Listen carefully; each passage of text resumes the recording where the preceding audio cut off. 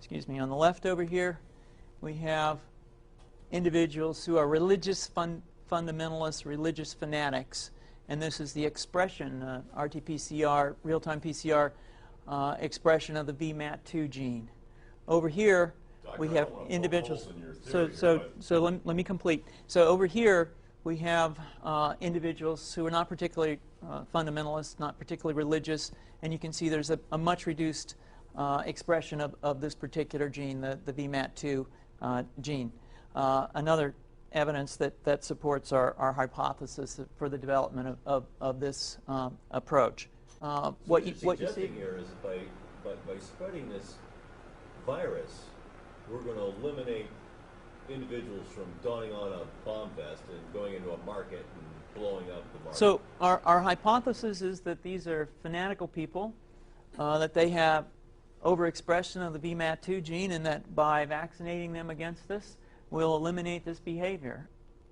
So we have some very, very remarkable data in this next slide.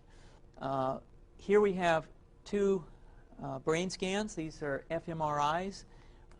These are two different individuals with different levels of expression of VMAT2.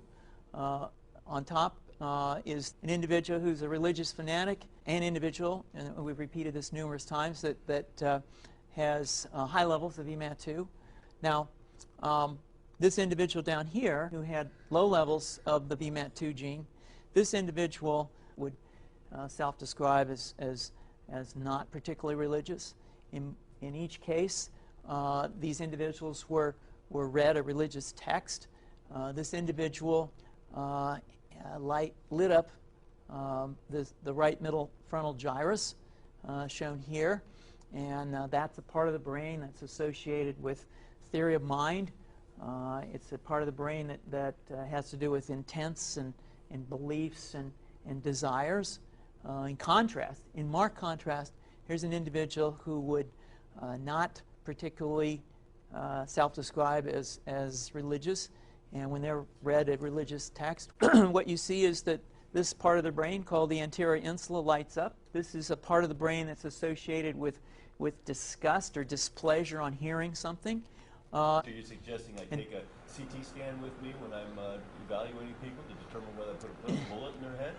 So the data that I'm presenting here supports the concept that we're proposing, and I think that we would not propose to do CT scans or fMRIs on individuals out in the hinterlands of Afghanistan. The virus would immunize against this VMAT2 gene, and that would have the effect that you see here, which is it's essentially to turn a fanatic into a normal person.